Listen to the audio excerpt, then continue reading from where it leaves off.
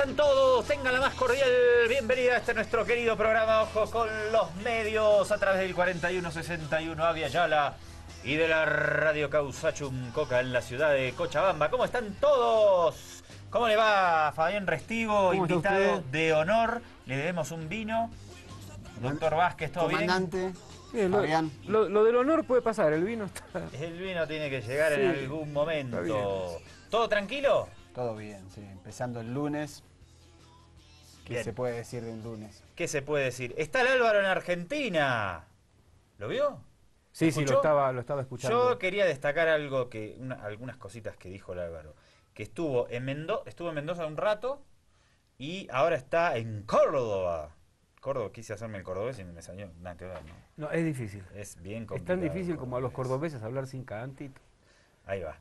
Río Cuarto agradece a García Linera su esfuerzo y entrega en la construcción de múltiples... Me perdí, me saco. Mira. Senderos de emancipación, dice el rector Marcelo Ruiz. Me están llamando por teléfono, no me molesten ahora, por favor, gracias. Pero había algo que dijo Álvaro sobre la situación de Bolivia en 2008, que a mí me interesaba destacar. ¿Dónde lo tengo? Río Cuarto agradece, Linera agradece y distinción lo asume como reconocimiento del pueblo boliviano. Bueno, ahora no lo encuentro, de pinga. Bueno, pero dice Álvaro que fue muy importante el papel de Argentina y que si no hubiese sido por Argentina, a raíz de los hechos que sucedieron en Bolivia durante 2008, hoy él estaría preso y Evo Morales estaría muerto. Aprovechamos la presencia de Fabián Restivo, documentalista, analista político acá en nuestra señal y enojo con los medios. ¿Por qué dijo esto Álvaro? Fabián, vos que sos argentino-boliviano, que viviste como protagonista todo lo que sucedió en 2008, ¿por qué fue tan importante Argentina? En 2008 yo vivía en Santa Cruz. Y en ese momento las organizaciones sociales, algunas organizaciones sociales de Latinoamérica, deciden viajar a Bolivia, ir a Santa Cruz para hacer un acto masivo de respaldo. Y es una iniciativa, entiendo que fue una iniciativa argentina, y entre las personas que vino gente de la Tupac Amaru, vino la presidenta de Madres de Plaza de Mayo, Eve de Bonafini, que casi no podía moverse, recuerdo que la tuvimos que mover gran parte del recorrido en una silla de ruedas.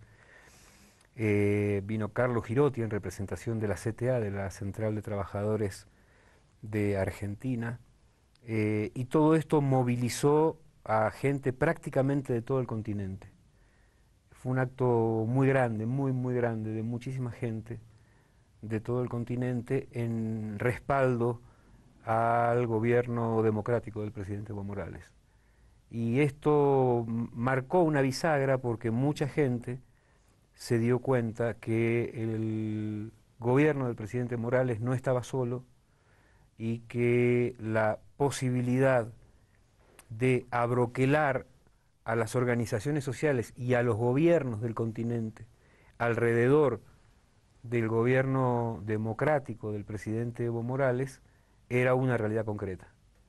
Entonces esto marcó una bisagra en el llamado de atención. Fue realmente importante. Mariano, vos viniste, te agarro, te entrevisto. Dale. Viniste en 2008, porque estaba pensando qué lejos que parece toda esa historia. Viniste en 2008 a grabar un documental, después volviste a Argentina y un par de años después regresaste a Bolivia. ¿Cómo cambió la película? Yo vine a filmar efectivamente el documental sobre el referéndum revocatorio. Recordemos que ese año la derecha intentó mediante diferentes maneras dar un golpe de Estado, y una maniobra excepcional del presidente Morales fue de ratificar lo que el Senado había votado, que haya un referéndum revocatorio, y vine a filmar ese fenómeno. Me pareció que, ya me pareció antes porque también había venido en 2006, 2007, y el cambio que se viene registrando en estos 8 años, ya la primera vez que vine fue en el 94, me parece que es abismal. Recuerdo las pintadas en Santa Cruz diciendo indio, Santa Cruz va a ser tu tumba, pintadas de esas características, y que después el referéndum ese dio un 67% de apoyo, y creo que ese fue el quiebre en los intentos golpistas. El 2008 marcó la decadencia de estos intentos injerencistas avalados por Estados Unidos y empezó a consolidarse de una manera muy fuerte el proceso de cambio. Saludamos a nuestros amigos de la Embajada Gringolandis que siempre nos sintonizan. A vos, CIA Agent Shadrach. I love you, te amamos. El saludo de siempre. ¿Cuánto tuvo que ver Estados Unidos en...? Hoy estaba viendo justo a Manfred diciendo que apoyaba la independencia de Santa Cruz, a Goldberg reunido clandestinamente con Costas. ¿Cuánto tuvo que ver Estados Unidos en lo que ocurrió aquí en Bolivia en esos años? Bueno, tenemos que tener en cuenta que el embajador que estaba en ese momento, Philip Goldberg, era un amigazo. Compañero. Fue un hombre que tuvo un papel importante en la ex Yugoslavia, un hombre que entendía de balcanización y bueno, esto fue quien puso, una vez más, ante una falta de creatividad de los locales, en este sentido, fue quien puso el guión y gran parte del financiamiento para que esto suceda, ¿no? Goldberg, ¿habrán mandado a Goldberg porque había un proceso de balcanización en marcha dentro de Bolivia y porque la derecha promovía ese proceso? ¿O habrán mandado a Goldberg para que organice ese proceso? No sé si me explico bien. Yo creo que, a ver, había un proceso de rechazo en el Oriente al hecho de que Evo Morales hubiera ganado la presidencia. Esto generó una suerte de desesperación no exenta de racismo, y entonces existía el caldo de cultivo como para que toda esta gente que tenía una relación muy antigua y muy anterior con la Embajada de Estados Unidos fuera permeable a lo que intentaron después, guiados por la Embajada de Estados Unidos. Bueno, pequeña introducción. Justo hoy estaba viendo esas, no sé cómo llegué a ver todas esas imágenes de Manfred, de Goldberg, pero las vi. También la agresiva declaración de Goldberg cuando fue expulsado por Evo Morales, diciendo que cometía un grave error y que podía traer consecuencias inesperadas para Bolivia. Qué impresionante cuando uno hace el raconto hacia atrás de las intervenciones de los embajadores de Estados Unidos en Bolivia. Son impresionantes las cosas que dijeron. Manuel Rocha en su momento diciendo que el peligro de votar a narcotraficantes y terroristas por la candidatura de Evo Morales en 2002. El nivel de Aprovecho para preguntarle, ¿no?, a Restivo, ¿quién dijo, o fue el propio Evo, que se autocalificó como Bin Laden andino y los cocaleros talibanes? ¿Lo dijo Rocha? ¿Te acordás de esa historia? Estamos tratando de confirmar eso. Yo recuerdo que quien dijo esto, recuerdo haberlo visto diciéndolo, no sé si fue el padre de la idea o la estaba repitiendo, fue este dirigente del Alto, que no recuerdo el nombre ahora, fue un dirigente alteño. ¿Acusando a Evo Morales? No. Sino representando... diciendo que como reivindicación. Claro, nosotros somos los talibanes salteños. Fue un dirigente del Alto, pero no recuerdo el nombre ahora. De la Cruz. Roberto de la Cruz. Bien ahí, ¿eh? Muy bien, acá. Vamos... Pero Víctor, nuestro camarógrafo. Yo soy documentalista, sé manejar las cámaras. Vamos a hacer el cambio. Bueno, esto es ojo con los medios, así somos. Le voy a pedir al director, si es tan amable, la nota número 9. Hay un titular que queremos destacar por ahí. Ojo con los diarios. A ver si podemos poner en pantalla la notita número 9, si es tan amable, Mr. Principal. Vamos con usted.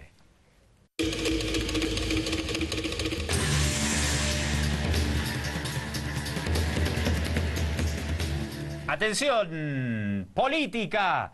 Canciller de Chile, Heraldo Muñoz. Hay que acabar con el mito de que Bolivia no tiene salida al mar. ¿La viste esa, no? Sí. Lo dije. No. Nos acabamos de enterar, gracias al canciller Muñoz, de que cita con corresponsales extranjeros, el ministro de Relaciones Exteriores dijo que Chile otorga salida al mar a Bolivia a perpetuidad, aunque no sea una salida soberana. Ahí está, un abrazo para el canciller Heraldo Muñoz. ¿Cómo es, Fabián? ¿Me puedes explicar esto? No sé, a mí se me ocurrió mandarle un beso también, porque total, si vamos a ser cariñosos. A ver, Chile, el Estado chileno, en todos sus gobiernos, desde su fundación, tiene unas cosas que se llaman políticas de Estado. La política de Estado chileno ha dado lugar, y para romper esta cuestión así como tan formal que vengo trayendo hoy, ha dado lugar al famoso chiste más peligroso que chileno haciendo mapas. Claro, la política de Estado chilena dice que Chile necesita territorio. No olvidemos que Chile en realidad es una plataforma entre la cordillera y el mar, por lo cual Chile necesita expandir su territorio y esto no se discute.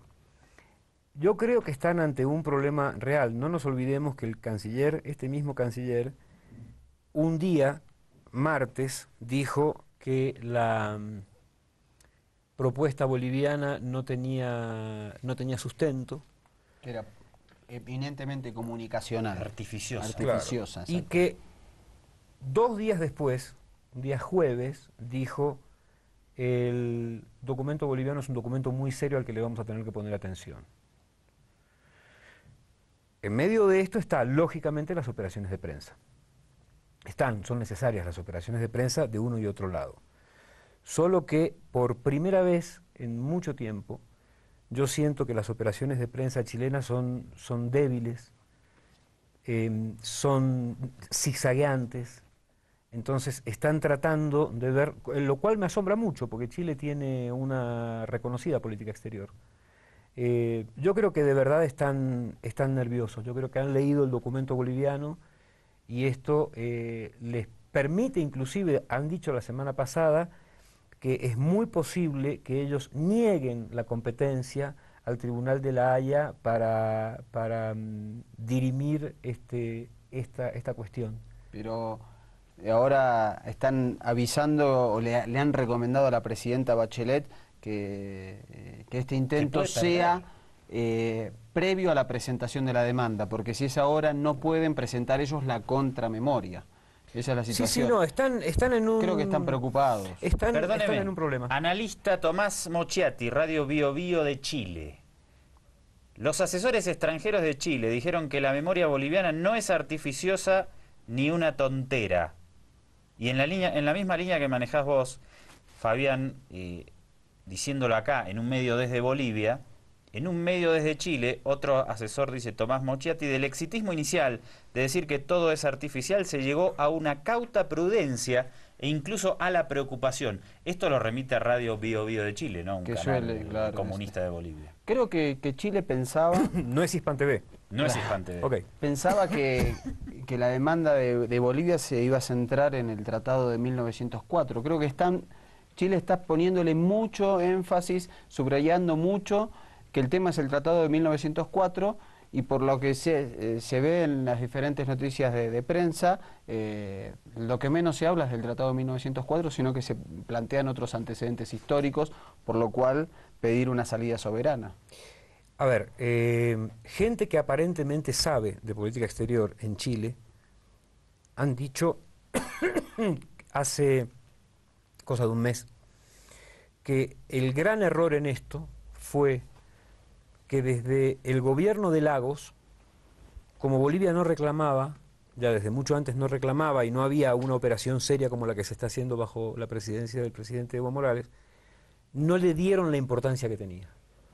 Entonces dice, Lagos no le dio la importancia que tenía, el anterior gobierno de Bachelet tampoco, porque con sonrisas y qué lindo, qué bien que te queda el saquito, te cargaron 5 años de tiempo. Y el disparador de esto fue la falta de trato político que le dio el presidente Piñera. Y entonces con esto pasaron de no darle la importancia que tenía a darle la importancia contraria. O sea, pusieron en marcha el aparato boliviano y entonces ahora llegan a esto donde dicen, bueno, parafraseando a Diego Maradona, se les escapó la tortuga. Acá estamos con Ojo con los Medios y vamos a hablar de las elecciones en Colombia. Y primero justamente cómo lo reportan los periódicos en sus portadas, los resultados del proceso electoral. Habrá segunda vuelta entre Zuluaga y el amigo Juan Manuel Santos. Vamos a ver quién gana, pero primero los titulares. Ojo con los diarios, a ver.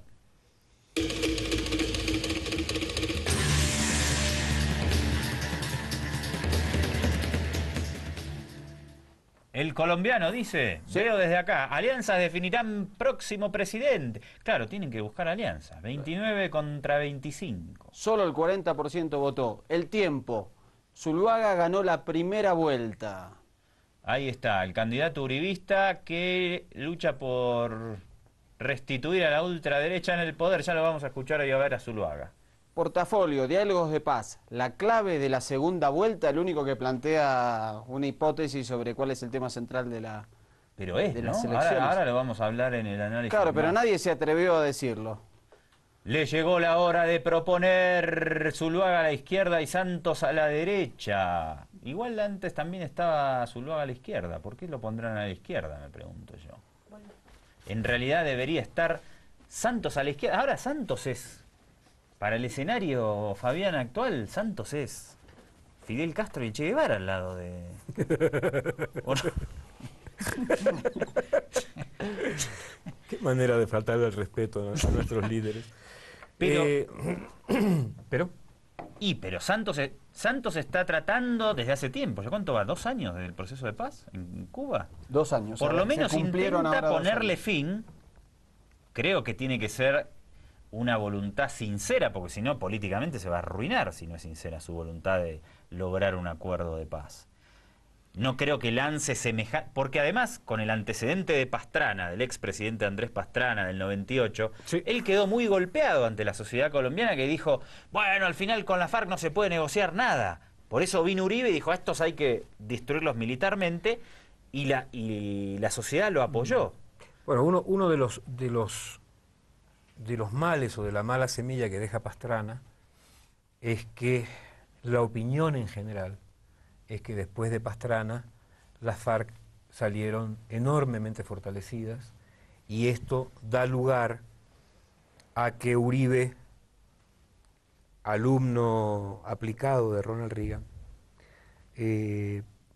termine de armar una estructura de paramilitarismo que a estas alturas en Colombia se le fue de las manos a todo el mundo. Es decir, esto es uno de los logros de Uribe. Y tratar de manejar siempre el miedo y la redención del miedo en una suerte de vulgarización de la conciencia en la gente, de que con más fuerza se iba a poder combatir mejor. Por eso decíamos más temprano, en Colombia siempre gana o Uribe o los delfines de Uribe.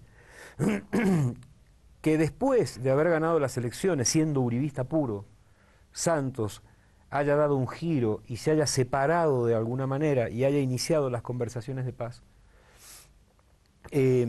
también calculo, estimo que más allá de un deseo que pudiera ser o no real, que pudiera ser o no legítimo, existe el cálculo político.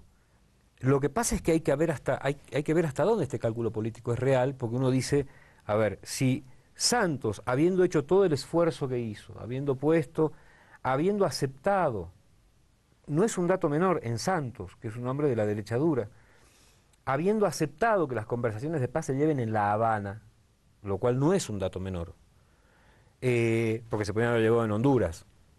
Sí, en Washington. Se podían haber, claro. Suecia, claro, un país así. Que habiendo aceptado esto y haciendo estos esfuerzos y estando aparentemente próximos a, no sé si la solución definitiva, pero más cercana a la solución que lo que estaba Colombia hace 3 años, que la gente vote por Zuluaga.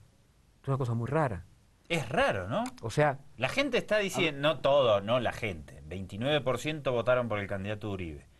No me quiero imaginar cuánto sacaba. 29% del 40% de la población votante. O sea, Y hay otro 6% que es voto en blanco. Pero también tengamos en cuenta, Zuluaga saca el 29%, Santos el 25,5%, y después tenemos 3 candidatos más que reúnen 5 millones de votos. Es decir, mucho más de lo que juntos de lo que obtuvieron Zuluaga o Santos. Ahí tenemos al Partido Conservador, al Polo Democrático, que tiene 2 millones de votos, sí, y 1 millón de votos tiene la Alternativa Verde. ¿Qué puede pasar en segunda vuelta? Bueno, salió ayer Santos, lógicamente, en su primera desesperación, calculo, diciendo que quería sumar a estas fuerzas políticas y hacía un llamado especialmente al Polo Democrático, prometiendo que sus demandas iban a ser incluidas en forma absoluta durante su gobierno.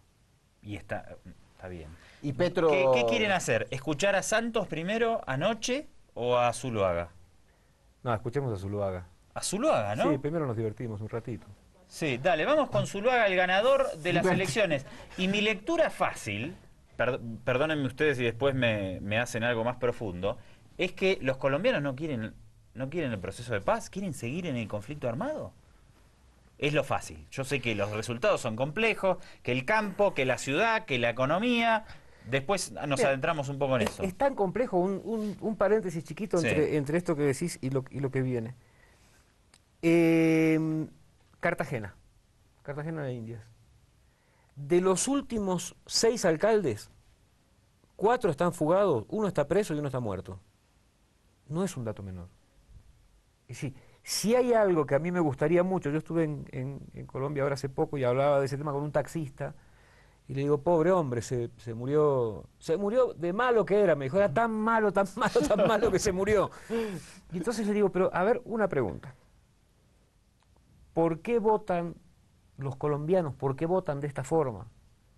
Y me dijo, le puedo contestar algo más fácil, le puedo contestar si existe Dios y qué es el amor. Pero igual hay un dato, se votó muy regionalmente. Si uno mira ahora cómo es el mapa de cómo se dividieron los resultados, digamos, Zuluaga sigue manteniendo el voto de Uribe duro en las ciudades.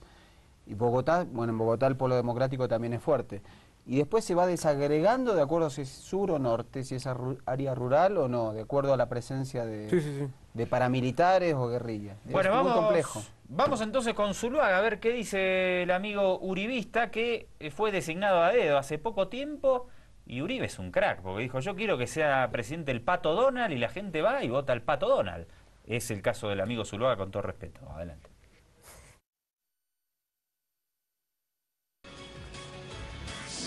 Y colombianos, muchas gracias.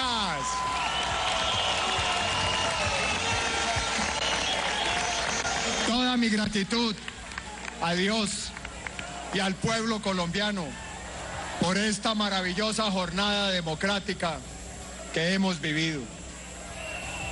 Agradezco a todos los que me han dado su apoyo, al expresidente Álvaro Uribe Vélez,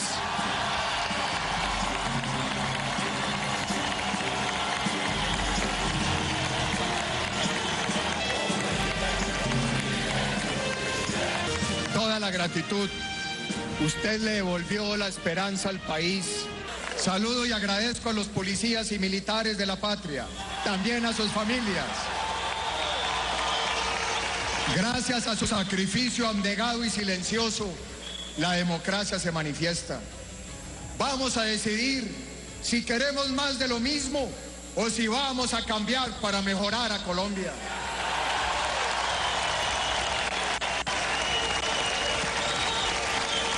Si queremos continuar con un país cada vez más inseguro o si construimos un país con más seguridad como lo tuvimos entre 2002 y 2010, luchando frontalmente contra el terrorismo, el narcotráfico y el microtráfico.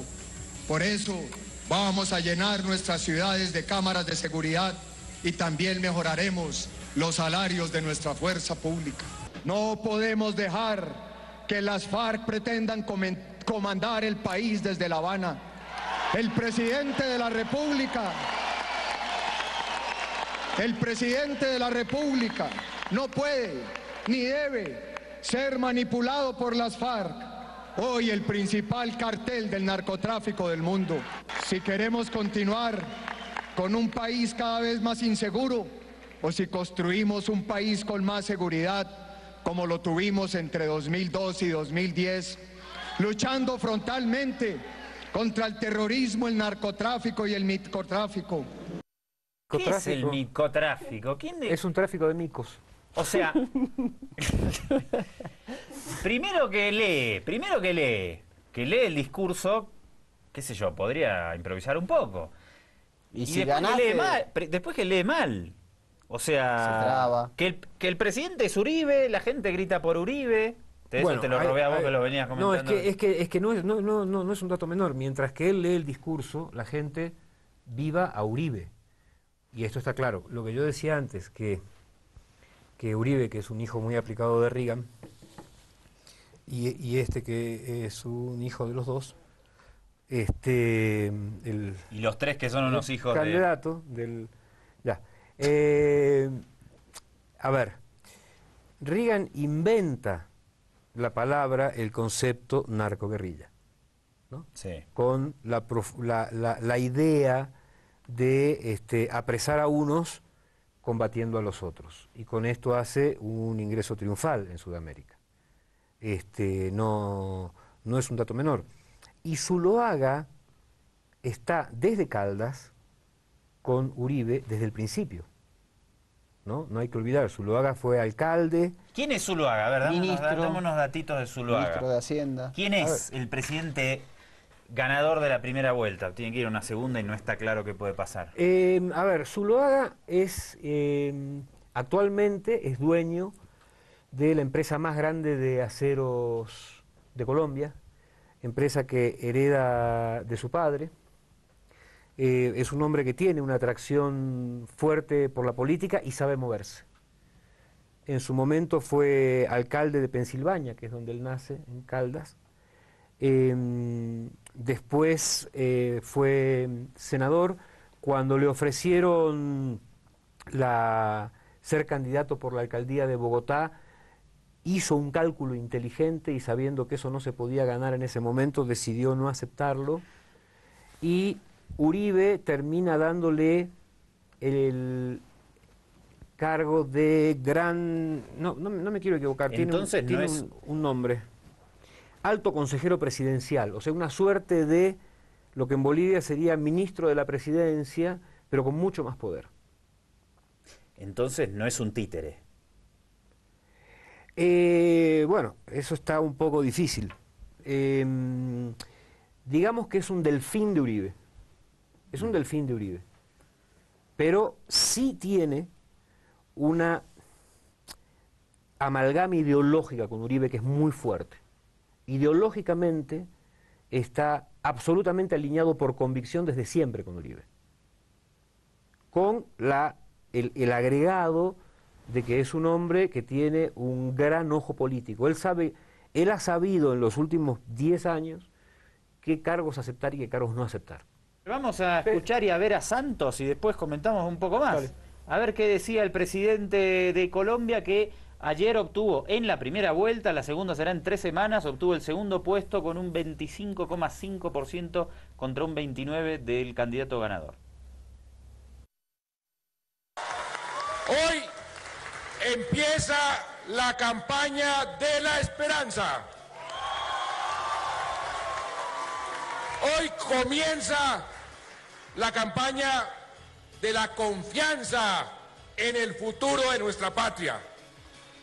Comienza la campaña del trabajo por la paz frente a la opción exclusiva de la guerra. El 15 de junio vamos a escoger entre el pasado y el futuro. Vamos a escoger entre el miedo y la esperanza, entre los que se niegan a la paz y los que estamos dispuestos a buscarla, entre los que niegan a las víctimas y los que hemos querido reconocerlas y repararlas, entre quienes quieren guerra con los vecinos y los que preferimos las buenas relaciones. Vamos a demostrar que somos más los que estamos decididos a terminar un conflicto que lleva ya medio siglo de dolor y sangre. Lo que ha quedado claro hoy es que en 3 semanas los colombianos tendrán 2 opciones. Podrán escoger entre quienes queremos el fin de la guerra y los que prefieren una guerra sin fin. Y vamos a ganar con la paz. Restivo.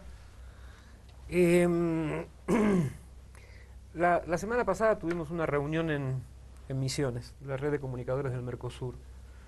Misiones Argentina. Misiones Argentina, perdón. Y yo planteaba una cosa que muy posiblemente suceda. Cuando no tienes por quién votar que te represente, que de verdad sea esa persona que te representa, yo creo que uno vota y elige con quién discutir. Es decir, el voto es, ya, este no me representa absolutamente, pero prefiero discutir con este que con este otro. Y entonces, basado en lo que decíamos recién en la mesa, mientras pasaba eso, muy posiblemente el polo patriótico, la gente que apoya a Gustavo Petro y demás, elijan con su voto discutir con quien aparentemente hasta ahora se podría discutir, que es con Santos y no con Zuluaga. Esto es lo que pudiera suceder en caso de que haya en los votantes un análisis de este tipo, que digan, bueno, ya, Santos no me representa, pero prefiero discutir con él a tener que discutir con Zuluaga, que nos va a hacer desaparecer del mapa. Claro. Mariano, hagamos un poco de futurología en base a los números que vimos. ¿Qué puede pasar en la segunda ronda? Tenemos 29% y un poco más al candidato uribista, 25% Santos, 15 y un poquito el Partido Conservador, y 15 y un poquito entendería el Polo Democrático, y 8% Alternativa Verde, que es un partido aliado a Petro. Ah, el Verde es cercano a Petro. Sí, pasa que el Verde tuvo, digamos, como muchas diferencias por esta situación de que Gustavo Petro se sentó a charlar con Santos y a negociar este apoyo. Pero yo creo que... Entonces nosotros diríamos, del 29 de Zuluaga, pongámosle que todos los conservadores se van con Zuluaga. Aunque esto no... Pero pongámosle que sí. Pongámosle que por sí. las características de la candidata conservadora. Pero pongámosle que sí. Sí. Sería... 3 millones más. Pero en porcentaje 29 15, más 15. 44. Y podríamos... Claro que esto después no pasa cualquier cosa diferente, ¿no? Pero si se equivocan las encuestas, podemos equivocarnos nosotros. Se equivocan los analistas de fútbol. Por eso. Todos los domingos. Y después tenemos el 15 del Partido del Polo Democrático. El Polo, más los 25 8. de Santo, 40. Más los 8 de los Verdes, 48. A grosso modo. Sí. Y después tenemos 6% que votaron en blanco, que uno supone que en segunda vuelta ese voto en blanco, por lo menos la mitad, eso es un cálculo que en general se hacen las encuestadoras ante segundas vueltas, suele tomar una opción. Una parte sigue con su decisión de voto en blanco y otra suele decidir ante un panorama como ese, votar de esa manera. Va a ser cerradísimo el resultado. Va a ser 51... Y los 60% que no fueron, ¿van a decir de nuevo no voy o van a ir? Yo no creo que se vaya a modificar el abstencionismo. Tenemos el ejemplo de poco Chile. probable. Tenemos el ejemplo de Chile. Bachelet tuvo que ir a una segunda vuelta. En la primera vuelta hubo 50% de abstención y en la segunda hubo 60%. Ahora, valdría preguntarse si en la salvaje dictadura Castro-chavista comunista hay elecciones que no son obligatorias y el 80% van y votan, y en la superdemocracia, el ejemplo gringolandis para América Latina, que es Colombia, el 60% de la gente dice a mí no me interesa ir a votar. Valdría preguntarse qué está pasando, ¿no? Es que Colombia y Chile tienen que preguntarse qué pasa con su sistema político, qué pasa con la participación popular, cuáles son, con diferentes características, por diferentes razones, por qué en Chile y en Colombia son los países que más baja participación popular hay. Fabián, ¿te guste o no, por sus no me importa cuáles son los antecedentes de Santos, que ordenó bombardear Colombia, no sé si fue Ecuador, en el asesinato de Raúl Reyes, 1 de marzo de 2008. No sé si fue él, si fue Uribe, no sé quién fue, pero él era el ministro de Defensa. Era un talibán peor que Uribe cuando era su ministro de Defensa. Pero ahora, este discurso que acabamos de ver tiene postulados progresistas. En el sentido de quiero que... tiene un postulado progresista, que termine la guerra. Que para Colombia, que alguien diga que Fabián, termine la guerra. Ese es el titular. Algunos van a decir desde el 64 para acá el titular. Yo voy a decir desde el asesinato de Eliezer Gaitán sería el titular de Colombia desde el año 1948. Yo insisto en que, claro, pasar de que tiene postulados a un postulado progresista es como el cuento que corrijo. eran 600 enemigos. Sí, 600, claro. bueno, era uno solo. Permítame, pero es la máxima de su... No, es decir, él tiene esa chance, no se le puede negar a Santos que en algún pequeño sentido y en vistas hacia más su política exterior que su política interior, ha hecho unos esfuerzos altamente televisivos en el proceso de paz. Incluso, como decía recién, aceptando que esto se llevara a cabo en La Habana, que para Santos La Habana, no sé, debe tener parangón con el infierno, suponiendo que exista. Claro, yo creo que cada vez que le dicen hubo charlas hasta ahí va bien, cuando le dicen La Habana le debe dar algún tipo de urticaria, algún tipo de reacción física. ¿Quién fue que dijo que Santos era amigo de Fidel el otro día? No sé, alguno que... Hace mucho... alguno que estuvo consumiendo sustancias ¿No lo prohibidas. dijo Jaime Bailey? Jaime Bailey. Claro, no le queríamos hacer propaganda. Jaime Bailey dijo, no lo tenemos, ¿no? De los materiales del otro día. Que Santos, su amigo Jaime Bailey, que Santos es amigo de Fidel desde hace no sé cuánto. Y que quien ofició las presentaciones fue el escritor Gabriel García Márquez. Eso dice Bailey. Pero bueno, Bailey... Bueno, pero a ver, pensando en estas elecciones, el año pasado se hizo al interior de Colombia. ¿Quién era el colombiano insigne, el colombiano más importante? Te invito a que adivines quién perdió. El que perdió fue García Márquez con el 9% de la votación. ¿Quién ganó? Santos. Uribe. Muy bien, acertaron los dos. Esto también es un dato, no es un dato menor. Que los colombianos digan que Uribe, Santos,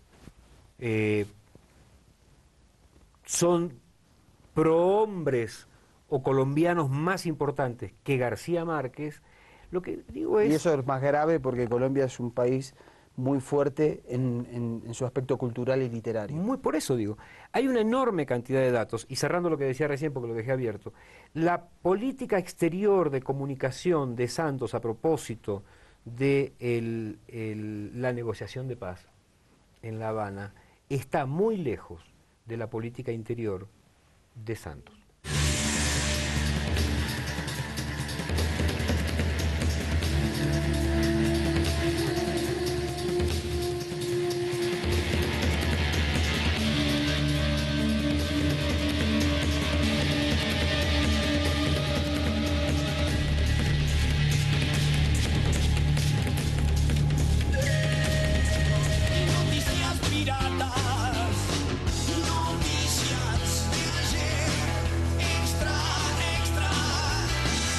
Doctor, ¿cómo le va? Bienvenido a Con los Medios. Comandante. ¿Todo bien? Bien, ¿usted? Excelente, cada vez mejor, cada vez con más energía, cada vez en las noches rindo mejor. Por no decir cosas más obscenas. ¿Todo bien? Sí, todo muy bien. Me alegro, estos ojos con los medios, ni más ni menos, menos que más que menos. Más medios que... ¿Cómo estamos con el Facebook? Le doy dos nombres que me interesa saber. A ver. Y nuestro amigo, our friend, Chief CIA Station Jeffrey Shadrack, se agregó a nuestro... No, se nos agregan muchos amigos, pero los amigos de la avenida Arce, no. Los del búnker, los muchachos del búnker, vamos. Si somos todos amigos. Somos panas, que le pongan onda. Que nos sumen al Facebook. Oscar Iván Zuluaga. No, tampoco. No. Samuel Doria Medina. Menos. Yo creo que ese va a ser el último. No, no el nos Samuel quiere nadie, no nos entonces. quiere nadie. El establishment no nos quiere, se diría. Pero hay gente que nos quiere, mire, nos escribió Magalí Gómez, Ah, Magali Gómez, pero es amiga nuestra. que dice, Diego. hola amigos, felicitaciones por el nuevo programa. Esos son mensajes pagos. Pero recomiendo que hagan página de Facebook, el modo persona. Solo les va a dejar agregar a 5.000 amigos. Dice que de la manera que estamos ahora, solo tenemos 5.000 amigos. Y que si 5.000 ponemos una amigos. fanpage, vamos a tener ilimitados. Pero ¿Quién va? Nunca vamos a llegar a 5.000. 5.000 yo creo que nunca vamos a llegar. No. Además, tenemos, ya le voy a decir cuántos tenemos, comandante. Y cuando lleguemos a 5.000 los cambiamos por otros. Tenemos 239 amigos, Por que igual eso. está bien. De acá a 5.000 falta mucho. Bien, excelente. Acuérdense que estamos siempre conectados a través de las redes sociales con nuestro sitio en Facebook. Ojo con los medios, en Twitter igual. ¿Cómo puede ser que nadie había registrado eso? Solo nosotros tuvimos la idea, o es muy mala la idea, o somos Me demasiado dejaron inteligentes. otro Twitter, me quiero contar. Su amiga... Sí, amo al doctor Vázquez. Déjeme ver. a ver. Dice, mire, aquí está.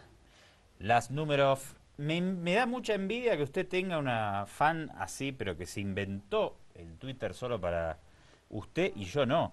A ver si alguna señora me hace el favor de hacerse un... Si no, me lo voy a inventar, ¿eh? ¿Este cuál es? A ver, doctor Vázquez, ¿no? ¿El de cabello suelto? ¿Es? Pide, sí, ese. Bien, doctor Vázquez, no se deje el cabello suelto, dice. Con coletita está mucho más lindo. Por favor, mándeme un beso de amor. Su enamorada, dice...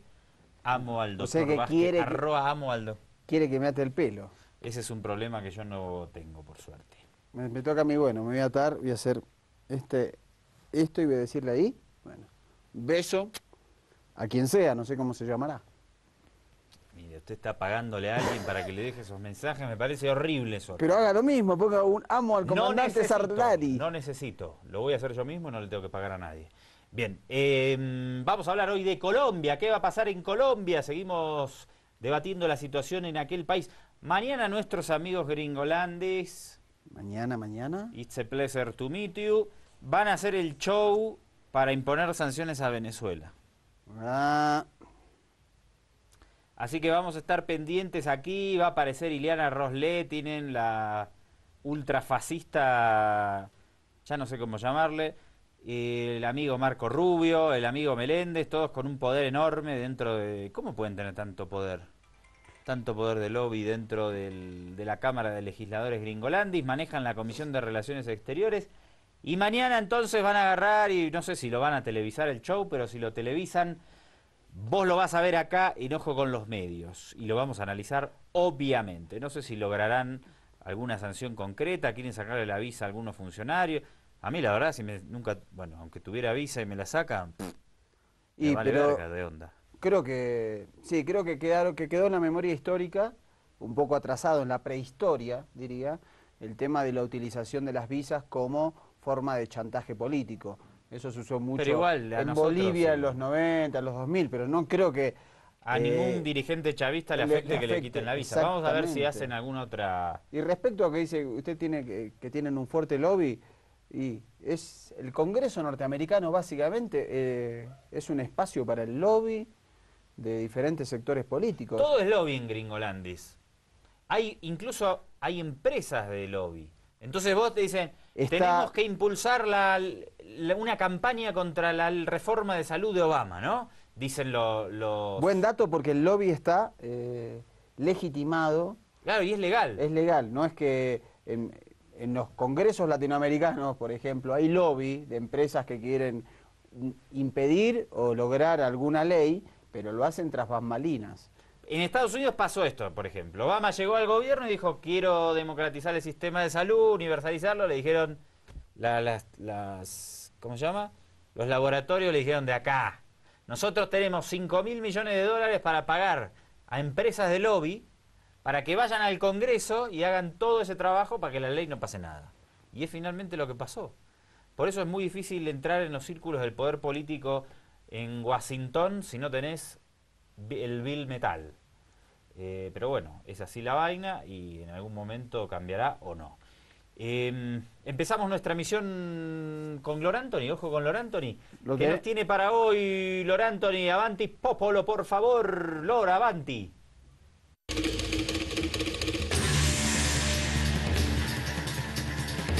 Comandante Salari, doctor Mariano, casi todo el mundo considera que hablar a solas es cosa de locos. Y cuando tenemos esta costumbre nos aseguramos de que nadie nos escuche y nadie nos vea. Sin embargo, esta costumbre podría de alguna manera pues, fortalecer la percepción y pues, activar ciertas partes del cerebro. Esta investigación la realizaron precisamente en una universidad de Wisconsin, Pensilvania, donde los investigadores pidieron a voluntarios que ingresen a una habitación y busquen ciertos objetos. Los investigadores notaron que aquellas personas que pues mencionaban el objeto en voz alta tenían la tendencia a encontrarlas más rápido y por lo tanto la prueba la hacían en menos tiempo. ¿A qué conclusión llegan ellos? Es de que pues el lenguaje oral hace una fijación en la información visual que ya se tiene del objeto. Y esto estimularía al cerebro a la concentración para la realización de una tarea específica. Por lo tanto, hablar a solas no es tan de locos. Para Ojo con los Medios, Lor Anthony.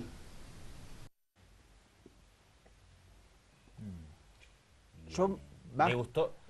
no hablo a solas, pero sí insulto a solas. Ah, yo hablo un montón, solo hablo un montón.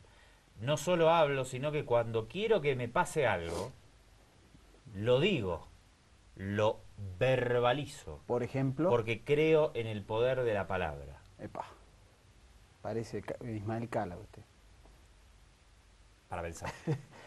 No, en serio, cuando quiero que me pase algo, digo, uy, quiero que me pase esto, quiero lograr esto, quiero que esto funcione, quiero que... X, lo que sea. Y se genera, y me funciona. Bien, Creo que es una forma de inducir a que algo suceda, decirlo. No guardárselo. estimularlo. Exactamente. Lo estimula El poder de la diciéndolo en palabra voz es alta. enorme. El poder de la palabra es enorme. No vamos a No, no descubrirlo vamos a nosotros aquí. Y desde ¿Y cómo condiciona? que Jesucristo empezó a hablar entre su rebaño y desde los poderes de Roma por esa palabra lo crucificaron. A nosotros no nos van a crucificar por ninguna palabra que digamos. Bueno, no sé. ¿Ve? Ya lo dije, entonces no va a ocurrir. No va a ocurrir, ahí está. ¿Ve cómo es la vaina? La idea es esa. está Excelente, vamos a repasar los medios escritos, algunos medios escritos de la región durante la jornada de hoy. Ojo con los diarios, te los comentamos a continuación, a ver.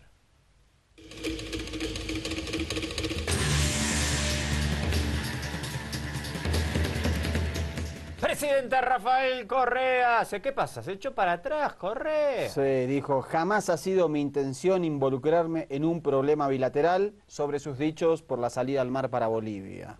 Pero había dicho primero, y nosotros hicimos todo el show acá, inclusive con el compañero Gustavo Aliaga, que Correa decía que era un problema multilateral. Sí. Y que eso era funcional a los intereses geopolíticos del Estado plurinacional de Bolivia. Ahora, lo apretaron de Chile. Y debe haber sido presionado, pero el mandatario dijo que sus frases fueron dichas pensando en una América Latina integrada, libre y con igualdad de mercancías como la Unión Europea. Esto fue Cada vez me confundo más. adicionalmente lo que agregó. Yo creo que Correa debe haber admitido en su fuero íntimo que el lugar quizás donde lo dijo no fue el adecuado. Porque lo que decía justamente Gustavo Aliaga, que a él le sorprendía, que cuando un mandatario viaja a otro país tiene mucho cuidado en tocar temas sensibles. Y que Ansí es. tal vez, bueno, tuvo que retroceder un pasito. Pero, bueno. Ojo con los No, diarios. sí. Siguiente parada. Avanti. Esta es linda, ¿eh?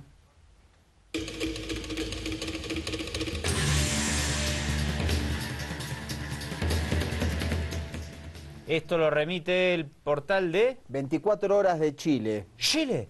Forbes, la revista, propone un Pinochet ucraniano para salir de la crisis. No, impresionante. La revista Forbes, que siempre...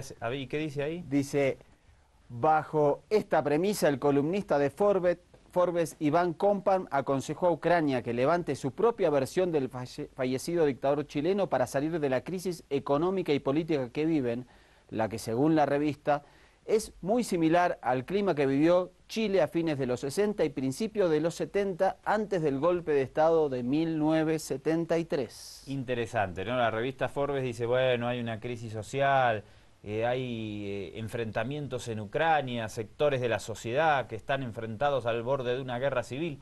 ¿Cuál es la solución? Que venga un fascista y arrase con todos los que no están de acuerdo con él. De onda me parece que la recomendación de Forbes en pleno siglo XXI es un desastre. Hay cosas que... Se supone una revista de la democracia, del capitalismo neoliberal a ultranza. ¿Qué? Es la que hace la lista de ricos, ¿no? Exactamente. Que Pone siempre todos los ponen- años cuáles son las... Como si eso fuera un título nobiliario que te otorga honor, valía, etcétera. Qué buen puesto que está el nombre de este programa, comandante. ¿Por qué? Ojo con los medios. Ojo con los medios, tengan Porque cuidado. Forbes es un medio, digamos, no es que el portal 24 de Chile tomó la declaración de algún loquito que dijo eso. No lo recomendó un funcionario, lo recomendó un medio de comunicación. Exactamente. Son muy influyentes. El problema de los medios de comunicación es que son demasiado influyentes. Y no debería ser así. El poder de los medios es demasiado grande y a mí me parece que eso es obsceno. Por eso hacemos ojo con los medios, entre otras cosas, porque además hay un poder hegemónico cultural del que Forbes es uno de sus grandes estandartes, que básicamente direccionan la opinión pública mundial de una manera impresionante. Eso es lo que tratamos de desmantelar desde esta mesa, queridos colegas, de este lado y del otro lado de las pantallas, de los micrófonos, de las alamedas. Correremos por las alamedas libres de los medios de comunicación. No nos bancamos más a CNN ni a nadie que vayan a esa línea. Pero ¿cómo ha cambiado el panorama de los medios? Porque hoy el bombardeo mediático viene de todos los flancos. Todos nos masacran, nos hinchan, no nos dejan vivir. Cuando no existía el cable, la cita obligada de las familias en la cena nocturna era un noticiero. La gente miraba las noticias. ¿Y ahora? Y ahora, eso ha sido cooptado por un montón de medios de comunicación que lo que básicamente muestran es entretenimiento. Y te cuentan mensajes de estas características. A partir de mañana, aquí vamos a poner 5 o 6 mujeres semidesnudas, porque según los... ¿Ve cómo festejan? Según las mediciones de rating... Todos aplaudiendo. Según las mediciones de rating... Se les cae la baba, un babero para los camarógrafos, los técnicos. Pero como no somos machistas, va a venir mujeres semidesnudas y hombres también. El doctor Vázquez en tanga va a venir mañana. Porque ¿qué? Estamos en igualdad de género. ¿Por qué hay que poner solo mujeres desnudas? Si aumentamos el rating en la población masculina, con las mujeres semidesnudas, aumentamos con la señora de la casa que quiere ver al doctor Vázquez en paños menores. ¿Sí o no? Bueno, también con la comunidad gay, que de su mismo género, así que excelente. Apuntamos a todos. Apuntamos a todos. No tenemos prejuicios de ningún tipo. Solo contra los grandes medios de comunicación hegemónicos tenemos todos los prejuicios. Y bien fundamentados. ¿Qué más? Número 4, ojo ¿Maduro?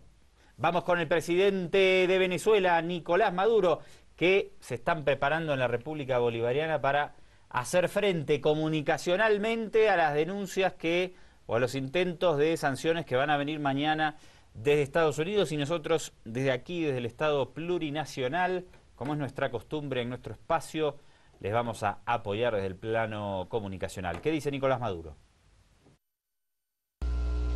Llenar de violencia nuestra patria, buscar muertos, por aquí, por allá, asesinar oficiales y suboficiales jóvenes de nuestra Guardia Nacional, de la Policía Nacional, inclusive para buscar la indignación de la Guardia Nacional, buscar la confusión, buscar la fisura y una fisura convertirla en caos y división y enfrentamiento general en nuestro país. Una guerra brutal, hermanos, soldados de la patria que me escuchan. Una guerra brutal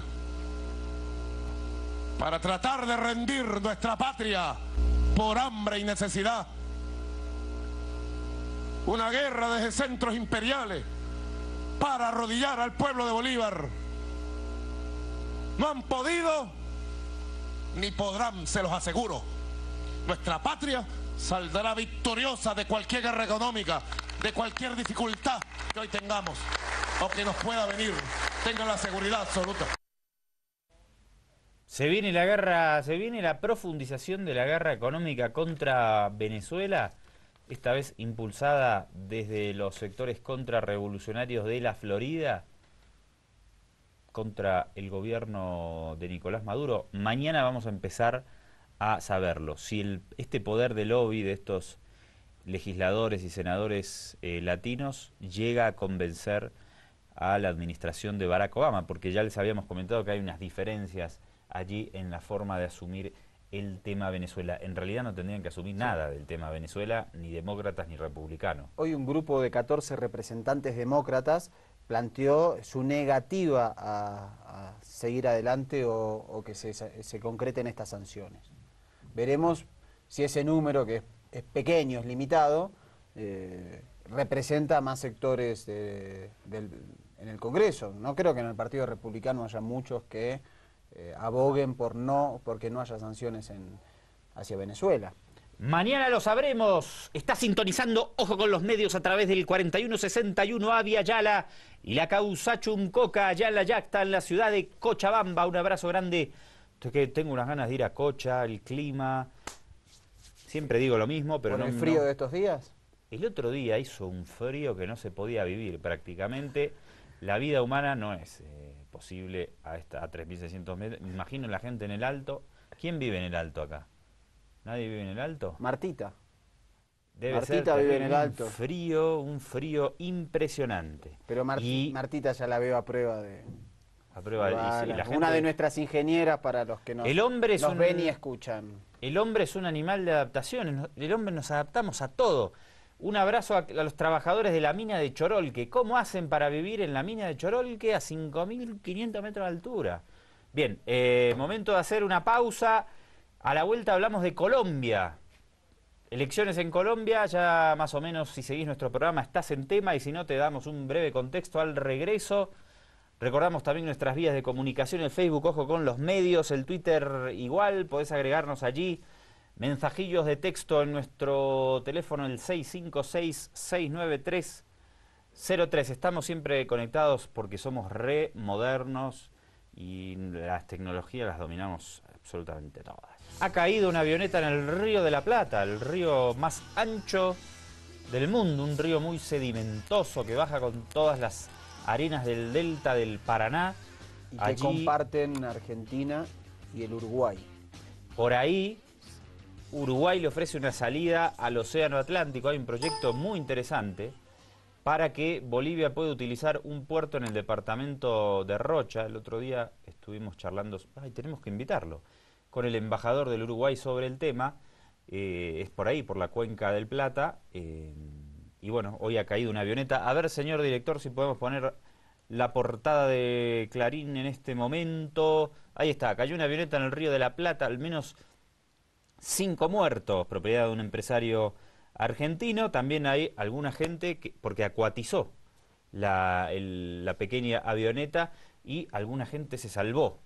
¿Se acuerda cuando acuatizó el avión ese en el río Hudson en New York? Ah, sí. Salvaron todos. Dicen que ahí fue clave la maniobra del piloto, un piloto muy experimentado, que en otra circunstancia hubiese sido quizás una tragedia. A mí, mire, si yo voy en un avión y el piloto agarra y me dice, bueno, hay un desperfecto y vamos a acuatizar, me morí antes de la acción. Me quedé ahí, listo, chao, y me quedé ahí nomás. Yo recuerdo una foto en Argentina, en el borde más austral está el departamento de Tierra del Fuego. que es el departamento más austral del mundo, donde está la ciudad de Ushuaia más austral del mundo. Hay hartos bolivianos. Y es más, o sea, hay 5.000 bolivianos viviendo en... Un abrazo a los bolivianos que viven en Tierra del Fuego, ahí sí que hace frío. Y además, como está tan austral, claro, está tan al sur, en invierno hay 2 o 3 horas de luz y en verano 2 o 3 horas nada más de oscuridad. Es impresionante eso. Bueno, pero y el aeropuerto es un poquito más pequeño de lo aconsejable de lo habitual por las características topográficas. Y recuerdo la foto de un avión que se había pasado un poquito y había caído ay, mamita, al mar. ¿Pero se fue al mar del todo o no? No, quedó como en esta posición. Además, sabes las temperaturas del agua ahí, ¿no? Oh. Hablamos de Colombia. ¿Cómo impacta en Bolivia la elección de Colombia? El que es una apreciación al respecto es el vicepresidente Álvaro García Linera, justamente desde Mendoza, en Argentina, donde también hay una gran comunidad de bolivianos. Repasamos la declaración de García Linera. Avanti es la nota número 5.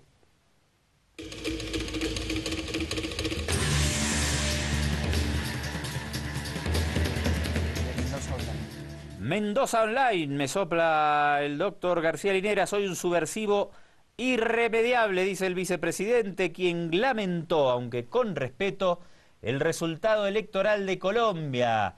No hay que entregarle el Pacífico a Estados Unidos, dijo.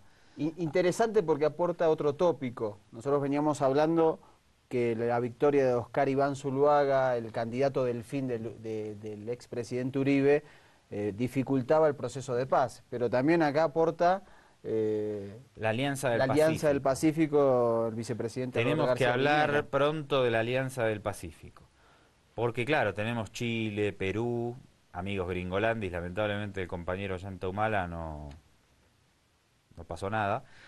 Está Ecuador ahí también, que es quien está poniendo el freno a los apetitos gringolandis en toda la cuenca pacífica del Atlántico Sur.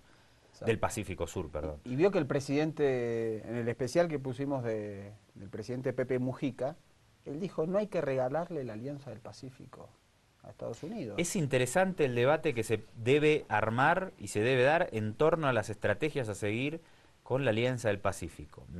Está bueno eso del Pepe. Dijo, ¿por qué no vamos a entrar? ¿Por qué se la vamos a regalar? Este es el planteo que hace José Mujica. Vamos a ampliarlo seguramente entre tantos temas que tenemos que tratar en las siguientes emisiones de Ojo con los Medios. Seguimos con Colombia, en este caso un informe de Telesur. ¿Qué va a pasar de cara a la segunda vuelta? Tanto en el Polo Democrático como en la Alianza Verde existen grandes distancias con el plan de gobierno propuesto por la Unidad Nacional de Santos. Sin embargo, a las tres fuerzas políticas las une la búsqueda inquebrantable de la paz. A pesar de que todavía no hay un pronunciamiento oficial de los movimientos, una parte del ala progresista que conforma la Alianza Verde manifestó que va por la creación de un Frente Amplio por la Paz. 3 secretarios de la Alcaldía de Bogotá renunciaron para liderar la iniciativa. De acuerdo con fuentes de los distintos movimientos, solo hasta la próxima semana se conocerá la decisión de las tercerías políticas y cómo jugarán en la segunda vuelta, en donde Juan Manuel Santos y Oscar Iván Zuluaga se enfrentarán en un duelo por el destino de la nación. De las decisiones políticas de las candidaturas derrotadas y del enigmático voto de los abstencionistas dependerá la elección del próximo presidente del país, una decisión que determinará el camino que empezará a construir Colombia, hacia la paz o la perpetuación del conflicto. ¿Qué va a pasar en Colombia, doctor? Hágame una breve introducción de los resultados del domingo, aunque ya lo hicimos en otras emisiones, pero vale la pena de nuevo para quienes nos sintonizaron solamente en este rato que estén al tanto. En las elecciones presidenciales del domingo hubo un 60% de abstención. El candidato del expresidente Álvaro Uribe, Oscar Iván Zuluaga, sacó el 29%, el presidente Santos el 25%, y después 3 fuerzas políticas sacaron 15, 15 y 9, 5, ¿no? Exactamente, o sea 5 millones de votos, que son decisivos para lo que mostraba este informe, para la segunda vuelta que se va a realizar el domingo 15 de junio y que creo que está plebiscitando el proceso de paz. Yo le voy a decir que desde mi lugar de militante progresista del Partido Republicano Gringolandis, apoyo a... ¿Usted es del IRI? Sí, yo soy del IRI. Me lo imaginé. Apoyo a Zuluaga, obviamente, candidato de Álvaro Uribe, que tiene unos antecedentes, Uribe, espectaculares en materia política. Parte de ellos los vamos a repasar en el siguiente reporte. También es de Telesur, ¿no? También es de Telesur. Y pronto vamos a poner en pantalla y a disposición de todos nuestros televidentes y radioescuchas unos especiales de Uribe bien interesantes. La verdad que hay que detenerse en la figura del expresidente Álvaro Uribe. Creo que es el cuadro político de la derecha de los últimos 20 años. Y sí, bueno, ya tendremos el detalle, pero vamos a hacer una pequeña introducción de los antecedentes de Uribe a continuación aquí en Ojo con los Medios. Otro de los episodios que marca la historia de Colombia durante el gobierno de Álvaro Uribe es la parapolítica. Además de los empresarios y los terratenientes, que en muchos casos eran los mismos, los políticos, especialmente los aliados del expresidente Uribe, también aprovecharon esa máquina de muerte para llegar al Congreso. Más de 98 parlamentarios fueron investigados por la Fiscalía por sus vínculos con los paras. Hasta el momento, 35 de los políticos han sido condenados. Según uno de los excomandantes, Salvatore Mancuso, el paramilitarismo se convirtió en una política de Estado. Dijo Mancuso ante la justicia colombiana que el paramilitarismo es orquestado por los grupos económicos y alimentado por los militares. La parapolítica, es decir, la alianza entre estos escuadrones de la muerte y los políticos colombianos, tuvo su nacimiento en el Pacto de Ralito, un acuerdo secreto firmado en el año 2001 por senadores, representantes, concejales y alcaldes para un proyecto político que prometía refundar al país en alianza con estos grupos paramilitares. Su propósito final era alcanzar el poder, la presidencia de la República. La alianza garantizaba a los políticos altas votaciones por el hostigamiento de los grupos paramilitares a la población, recurriendo hasta el asesinato y el destierro de sus rivales. Para nadie es un secreto en Colombia que cuando el presidente modificó la Constitución colombiana para hacerse reelegir, los paramilitares salieron de manera pública a hacer una campaña para reelegir el presidente y garantizar su impunidad. La Corte Suprema de Justicia llamó al primo del hoy expresidente Álvaro Uribe a indagatoria en el año 2007 por los señalamientos del excomandante de las AUC, Salvatore Mancuso, y Eleanora Pineda, su brazo político, quienes declararon que Mario Uribe había hecho acuerdos políticos con los paramilitares. El 31 de octubre, quien en ese entonces era el candidato presidencial Álvaro Uribe Vélez, aparece en una reunión con viejos conocidos, 6 jefes paramilitares que habían obtenido el título de comisarios políticos con el comandante Iván Roberto Duque. Tras posesionarse como presidente, Uribe promete mano dura contra la guerrilla y el terrorismo. Colombia pasa del combate contra el narcotráfico y centra su lucha en la cruzada mundial iniciada por George Bush en contra del terrorismo. Nace la llamada política de seguridad democrática. A partir de entonces, hablar de la insurgencia colombiana era hablar del terrorismo. El país se divide entre quienes apoyan la seguridad democrática y los terroristas.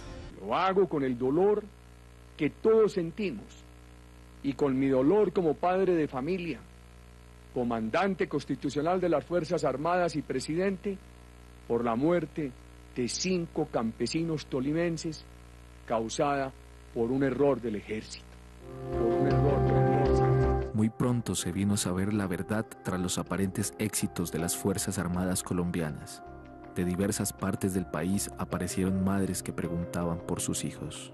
Más de 2000 en otras ciudades habían sido reclutados mediante engañosas propuestas de trabajo, trasladados de sus lugares de origen y posteriormente asesinados por miembros de las fuerzas militares.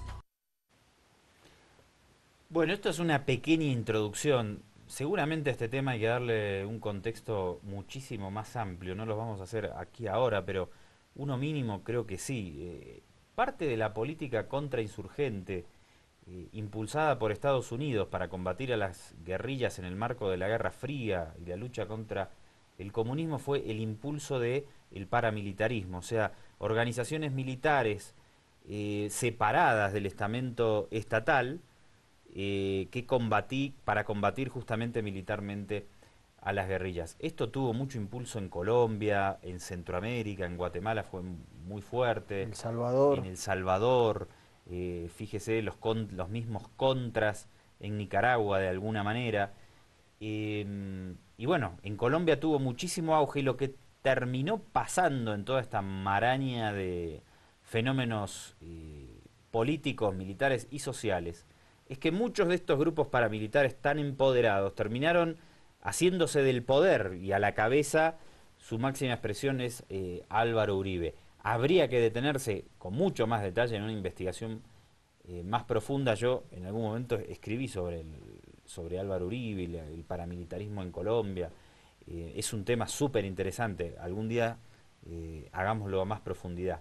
Pero bueno, básicamente es esto, ¿no? Grupos al margen de la ley que se empoderaron muchísimo, penetraron en las esferas políticas y terminaron ocupando los principales espacios de poder dentro de Colombia. Muchísimos colaboradores muy cercanos al presidente Uribe terminaron presos por estar vinculados con estos grupos paramilitares. Hubo 60 legisladores sobre un total de cerca de 200 que tiene el Parlamento colombiano, sumado alcaldes, concejales, gobernadores, vinculados a la parapolítica, es decir, vinculados a estos grupos por fuera del Estado, pero apoyados por el Estado, y en muchas ocasiones realizando acciones conjuntamente con el Ejército, con las Fuerzas Armadas, que derivaron en el cierre de este informe, que hablaba de madres buscando a sus hijos porque no los encuentra. Este fenómeno se llamó falsos positivos.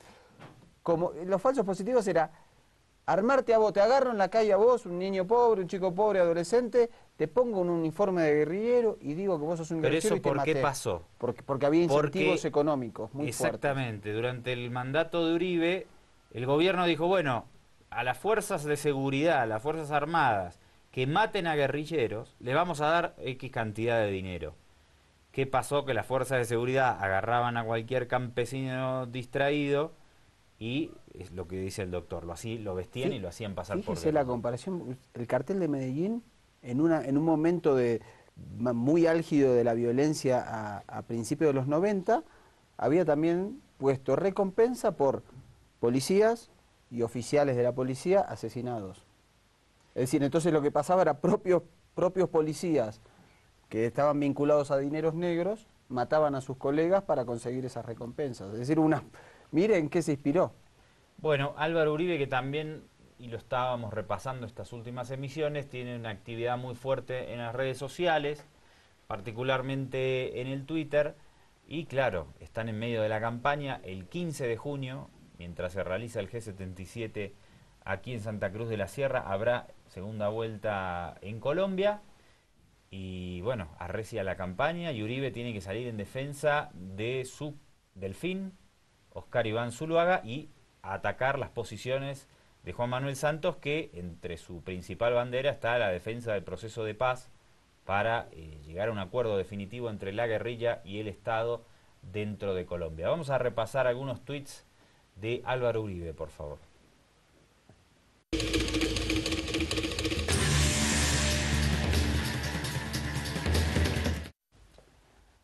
Hola, Álvaro Uribe Vélez. La paz no es el sometimiento del presidente Santos a la FARC. Ataque directo del exmandatario Juan Manuel Santos. Uribe, recordemos que como las FARC son terroristas no se puede negociar nada. Otro tuit más. Cúcuta, locales comerciales en crisis. Logro del presidente Santos, FARC, tiranía Maduro. Lo pone ahí a Maduro en el medio. Otro más.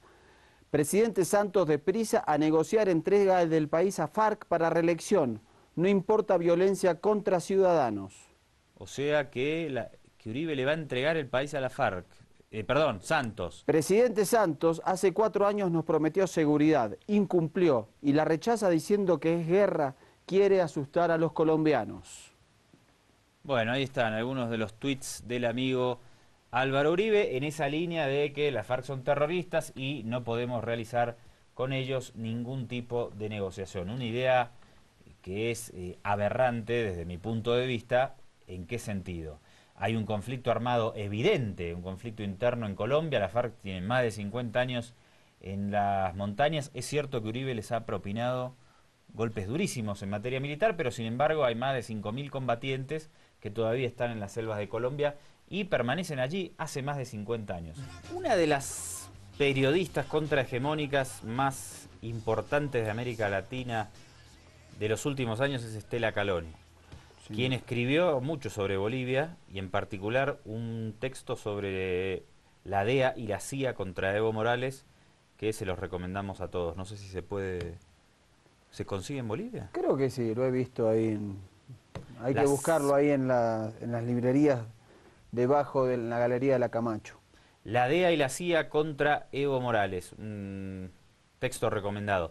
Se refiere Estela, en una entrevista con la cadena Russia Today, a la situación de Colombia. Me parece interesante que la escuchemos. Frente a esta situación, al hecho de que gane un hombre del expresidente Álvaro Uribe, que es el retorno del paramilitarismo más brutal a Colombia, amenazas graves para Venezuela y para el resto de América Latina. Zuluaga no quiere la paz en Colombia. Zuluaga, Oscar Iván Zuluaga, está en contra de la negociación de paz. Zuluaga representa esa línea de la derecha más recalcitrante de Colombia, ligada a todas las fundaciones que trabajan en el intervencionismo, tanto en Colombia como en la región. Si gana Zuluaga, se detiene todo un proceso, pero no solo esto, él quiere sacar a Colombia de UNASUR y de la integración latinoamericana. Entre las promesas de uno que quiere ir por todo, por la guerra no solo dentro de Colombia, sino fuera de Colombia, y la actitud de Santos, que más o menos siempre ha trabajado con los países de América Latina en la integración, se elige por Santos. Se elige por Santos, dice. Yo estoy en la línea de Estela. Estoy en la línea de Estela. El mal menor. Las consecuencias de la llegada de Zuluaga al poder en Colombia sería volver a la misma situación que se vivió durante los 8 años de Álvaro Uribe, que ya lo hemos harto comentado aquí, que era un desastre para la integración regional, realmente. Pedro Brigger, ¿qué dice?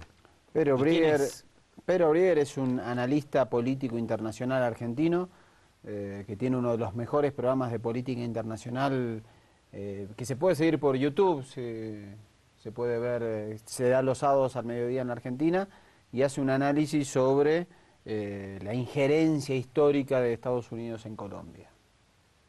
Vamos a verlo. Es lo que acaba de publicar el prestigioso diario Washington Post de los Estados Unidos, según ellos en base a numerosas entrevistas a funcionarios y exfuncionarios, tanto de la CIA como del gobierno. Se conoce el Plan Colombia, una gran ayuda de dinero, de armamento y de vínculos muy estrechos entre Estados Unidos y Colombia, especialmente durante la gestión del presidente Uribe. En el 2003 fueron secuestrados 3 norteamericanos en Colombia y ahí aparentemente, según publica el Washington Post, se tomó la decisión de ayudar por caminos paralelos. No es la primera vez que Estados Unidos hace esto, han encontrado muchísimos artilugios para ayudar, por ejemplo, a los conocidos contras en la década del 90 en Nicaragua, con dinero que llegaba de negocios turbios que había con Irán, involucraba a Israel, involucraba a algunos generales estadounidenses. Está hablando de ayuda para matar con alta tecnología a más de 20 dirigentes de la FARC, con ayuda también del Reino Unido y de Israel. ¿En qué se basaban para analizar esto y para actuar? Afganistán. Tomaban las decisiones mirando lo que había pasado en Afganistán. ¿Por qué Afganistán era tan importante? Porque ahí estaban algunos de los principales dirigentes de Al-Qaeda. La pregunta en Estados Unidos, que siempre buscan un marco de legalidad, era si es legal asesinar a dirigentes de la FARC, de la misma manera que se preguntaban si era legal asesinar, por ejemplo, secuestrar y asesinar e incluso tirar al mar el cadáver de Bin Laden. Ellos consideraron que los blancos eran legítimos, pero esto incluía también en el 2008, por ejemplo, el asesinato de Raúl Reyes, un alto dirigente de la FARC, en territorio ecuatoriano. Por lo tanto, según Estados Unidos, según lo que publica el Washington Post, consideraba que era legal intervenir en territorio ecuatoriano para matar lo que ellos ya denominaban blancos legítimos. Bueno, menudo escenario de guerra que es Colombia y que ha sido durante las últimas décadas con el apoyo total absoluto de Estados Unidos en materia militar. No hay país de América Latina que haya recibido tanto apoyo financiero militar que Colombia. Así es, y alguien dijo, luego del asesinato de Raúl Reyes en territorio ecuatoriano, más precisamente el presidente Hugo Chávez, que ahora vamos a repasar una declaración de él, que Colombia se había transformado en el Israel de América Latina, por esto de los asesinatos selectivos, ¿no? Israel se abroga el derecho de agarrar a un dirigente palestino, hace mucho que no ocurre, pero a principios de los 2000 y hasta durante la primera década, digamos, del siglo XXI, ocurrió de manera sistemática el tema de, ahí hemos identificado con nuestros satélites, con nuestra inteligencia, el auto donde va tal dirigente palestino, y mandamos un avión, le tira un misil y lo mata. Y pensemos que eso fue en el caso de los dirigentes de Hamás. El territorio de la Franja de Gaza es tan pequeño que cada vez que realizaban uno de estos ataques selectivos, había daños colaterales, entre comillas, porque morían transeúntes, personas que estaban circulando por donde Israel realizaba estos asesinatos. En el año 2008, entonces el 1 de marzo, Colombia lanzó un ataque selectivo, un bombardeo, no sé si tan selectivo, pero para dar muerte y asesinar al líder de la FARC, Raúl Reyes, quien estaba refugiado en la frontera entre Ecuador y Colombia del lado ecuatoriano. Por eso habían dicho entonces, o lo dijo el comandante Chávez, que Colombia se había transformado en el Israel de América Latina. Vamos a repasar justamente una declaración de Hugo Chávez sobre el tema de la FARC, porque nos parece interesante también hacer una valoración desde nuestro lado de qué son las Fuerzas Armadas Revolucionarias de Colombia o qué son para estos líderes en determinado momento. Vamos a verlo. La FARC y el ELN no son ningunos cuerpos terroristas, son ejércitos, verdaderos ejércitos. Son verdaderos ejércitos que ocupan espacio en Colombia, que ocupan un espacio. Hay que darle reconocimiento a las Fuerzas Armadas Revolucionarias de Colombia y al Ejército de Liberación Nacional de Colombia. Son fuerzas insurgentes que tienen un proyecto político, que tienen un proyecto bolivariano, que aquí es respetado, es respetado. Hugo Chávez haciendo una valoración de la FARC nada más y nada menos que ante la Asamblea Nacional de su país. Y ahora vamos con una declaración de otro importante líder regional como es Rafael Correa. ¿Es la FARC terrorista? Yo no creo, yo creo que es un grupo subversivo, ¿no? Que no estoy en absoluto de acuerdo con ellos. Hay ramas que se han desviado, que incluso tienen financiamiento de droga y todo eso, pero hay otra gente que lucha por ideales, totalmente equivocada, pero esa gente no se la puede llamar terrorista. Y lo que también creemos es que no hay una solución militar al conflicto. Por eso todas nuestras energías, todas nuestras buenas intenciones, con la valentía del presidente Santos, el éxito de su proceso de paz, ¿no? Reconocer esa valentía y apoyarlo para el éxito de su proceso. Y ahora vamos con una breve declaración sobre el proceso de paz de nuestro presidente, Evo Morales Ayma, quien ha tenido posturas más críticas hacia la lucha guerrillera, basadas en lo que fue su experiencia seguramente de lucha en el trópico de Cochabamba, contra también fuerzas de la DEA, del Humopar, pero fuerzas represivas muy fuertemente influenciadas y directamente manejadas por Estados Unidos. Yo muchas veces repasando esa historia digo, ¿cómo hicieron, doctor, Evo Morales y los dirigentes para no alzarse en armas ante una situación de represión tan sistemática y además comandada por personal estadounidense? Uno le da ganas, obviamente, la primera reacción es, si me vienen y me matan un día, me matan otro día, me matan al tercero, al cuarto agarro un fierro yo. No, claro, las imágenes de los cocaleros transportando los ataúdes de sus compañeros por las localidades de Chimoré, de Belversama, de Villa Tunari, son muy duras y sin embargo no hubo la tentación de... Nunca pasaron a la clandestinidad. Yo creo que de ahí viene, y esto es una interpretación personal, la crítica de que muchas veces hizo el presidente del Estado Plurinacional a la guerrilla colombiana, como resaltando que desde la clandestinidad es muy difícil hacer política, algo que evidentemente es así, porque cuando uno se lanza a la clandestinidad ya el plano del trabajo político obviamente pasa a un plano militar. Y aparte el presidente Morales era el líder sindical de la Federación de Cocaleros. Es cuando uno pasa a la clandestinidad, como pasó con muchos sectores durante las dictaduras militares, cambia radicalmente su vida, no puede, digamos, ejercer el espacio público. Vamos con Evo entonces. En algún momento comentamos, inclusive con el presidente Chávez, que hizo mucho esfuerzo de llegar a una solución pacífica. Ese sueño de Fidel, ese sueño de Chávez se ha cumplido gracias al presidente Santos, su gobierno. Esperamos que así se solucionen los conflictos internos, a veces con participación de Cuba. Saludamos la participación de Cuba, que siga adelante y así terminan los confrontamientos internos. Muchas gracias. Ahí está Evo Morales refiriéndose a uno de los principales conflictos que tiene el subcontinente suramericano, que es que Colombia pueda lograr acuerdos de paz. Otro es que Chile le ofrezca y le devuelva una salida soberana al mar a Bolivia. Creo que son dos de los conflictos más importantes internos de la región, porque después está Malvinas, pero se debe dirimir con el Reino Unido. Con una potencia, ¿no?, de otro continente. Pero los internos...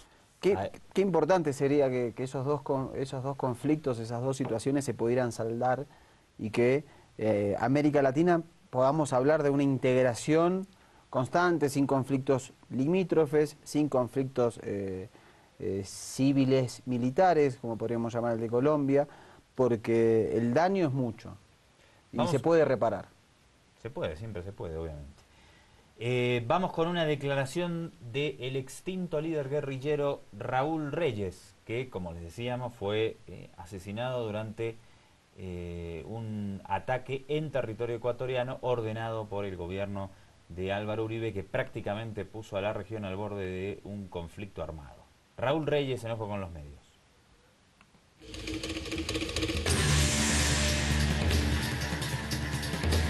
Que se hace imprescindible la lucha antiimperialista en nuestro continente, en nuestra región, en el mundo, para conseguir la emancipación de los pueblos. Hoy se es revolucionario, se es antiimperialista o se es fascista, se es enemigo de los cambios que requieren los pueblos.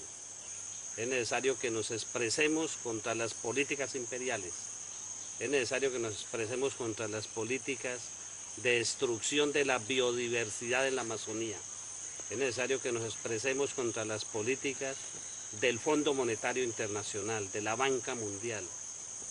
Es decir, todo lo que tiene que ver con la política neoliberal y ante todo con la guerra que desata la Casa Blanca, no solamente en América Latina, sino también en otras áreas del mundo, como en Irak, como las masacres permanentes que se hacen contra el pueblo palestino y contra otros pueblos del mundo, donde Estados Unidos auspicia estas guerras. Es necesario que luchemos para que en Colombia florezca la paz, que salgan de Colombia las tropas gringas que están contribuyendo a masacrar a nuestro pueblo. La libertad, la democracia, que no es otra que la democracia del gran capital, de las multinacionales, de los imperios, en detrimento de las libertades y los derechos del pueblo y de los trabajadores. Ahí estaba la declaración altísimamente política de quien fungía como delegado internacional, como representante internacional de la guerrilla colombiana, un líder guerrillero, doctor, que enarbola un discurso que puede identificarse con cualquiera de los que tienen nuestros líderes de los procesos de cambio. Entonces, ojalá que en Colombia de una vez se pueda llegar a la paz y esta guerrilla pueda pasar ya al ámbito político electoral, como lo hizo el Frente Farabundo Martí, por ejemplo, en El Salvador. Sí, está demostrado que las etapas políticas se pueden cumplir, se pueden saldar y se puede pasar a un estadio superior. Hoy vemos en El Salvador, digamos, una disputa política entre la histórica derecha, ultraderecha de Arena y el Farabundo Martí, que ya alcanzó 2 presidencias consecutivas en la pequeña república de El Salvador en Centroamérica. Abogamos entonces por un acuerdo definitivo para la paz en Colombia. Esto ha sido Ojo con los Medios. Nos reencontramos mañana, como decía nuestro amigo Batman, a la misma hora y por el mismo Baticanal. Y por la misma Bati Radio, la Causachum Coca allá en Cocha y el 4161 Avellaneda. Soy Andrés Allari y a mi izquierda, jamás a la derecha, como pueden observar. Ah, no, porque ustedes lo observan a la derecha. Perdiste ahí. A mí, tenés que decir a mí.